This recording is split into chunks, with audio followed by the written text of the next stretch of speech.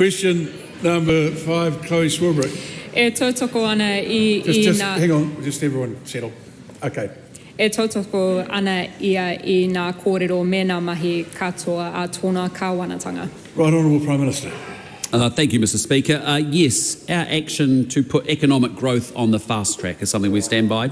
Since we announced the 149 projects that would be listed in the fast track legislation, the feedback that we have received has been extremely positive. The National Road Carriers Association described the list as balanced and achievable. The Electricity Retailers Association said fast tracking would help provide confidence to build and deliver affordable, clean electricity. Business New Zealand said the projects would stimulate job creation and economic activity at a time when it mattered most. And it is a collective vote of confidence in our economic plan. Inflation is falling, interest rates are falling, confidence is rising, and now with reforms like fast track, we are delivering the foundations of growth, and I just ask that member and their party to support the fast track legislation. Does he think it's fair that his government's fast track approvals bill has given new life to projects previously denied by the Supreme Court, like the Trans-Tasman Resources seabed mining and the Rui Taniwha Dam project, that had already been opposed by local communities, iwi and hapu? Well, look, I'm not going to comment on individual projects, and I'd say that, and I will accept that some projects will be controversial and be criticised, but obviously their environmental appraisal will happen through expert panels. But what I do not apologise for is that we are a government that's going to deal with an infrastructure deficit, a housing crisis and an energy shortage, and actually fast-track legislation helps us address those problems in this economy, and I just encourage members to support us.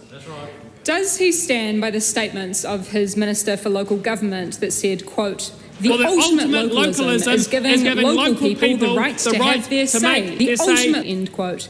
And if so, would he then agree that his fast-track approvals bill is a blatant disregard for localism and communities by deliberately limiting community input and public consultation? Well, I'll just say to that member, I think it's outrageous that she doesn't want to deliver up to 55,000 new homes. I think it's quite outrageous as a leader of a Greens party that you don't want to increase renewable electricity generation by 30%. I think it's quite outrageous that you don't want to invest in 180 kilometres of great new roads, public transport and also rail. Is the Prime Minister aware that it is entirely possible to consent new renewable energy projects without also consenting coal mining that will drive up climate-changing emissions? Or does he take New Zealanders for chumps? No, but I hear New Zealanders saying they want things to get built in this country. They want things to get done. And that's what we're doing on this side of the House, and that's frankly why they elected us a year ago. They elected us to come here and to get things done for them, to improve their lives, to rebuild this economy, and that's exactly what we're doing. Support the fast-track legislation.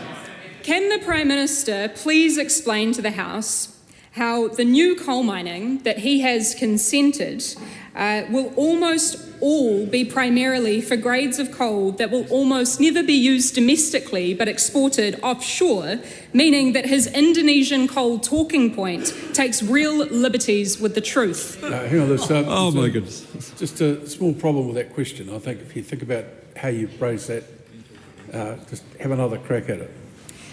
Can the Prime Minister explain to the House how the new coal mining that he has consented under the fast... That's the problem. That is one of the 149 projects. Could just say it in a succinct way and correct way. Thank you, Mr. Speaker. Can the Prime Minister please confirm to the House or explain to the House how the new coal mining laid out in the 149 projects announced under the fast-track legislation will primarily be for grades of coal that are not used in this country but exported offshore, therefore meaning that his Indonesian coal talking point takes incredible liberties with the truth? I just say to the member, we are going to get things built in this country. If mining is important, if you believe in electric vehicles, if you believe in smartphones, if you believe in solar panels and wind farms, then you need to have minerals. And so we are proud of the mining projects. I just say to you, look, if you want to back fast track till you get more renewables, do it. If you want to end the gas ban so we stop importing coal, support us. If you want to back the mining so that we can actually get EVs and other minerals we need for environmental benefits. Why? it's very hard to take any question seriously when there's so much barracking during an answer. Why does the Prime Minister say that he values community voice and localism, as he so frequently stated throughout the election campaign, then actively implements policy that undermines and overrides community voice and that localism? Because we can get community voice and we can also make decisions and get things done, and that's what we're going to do.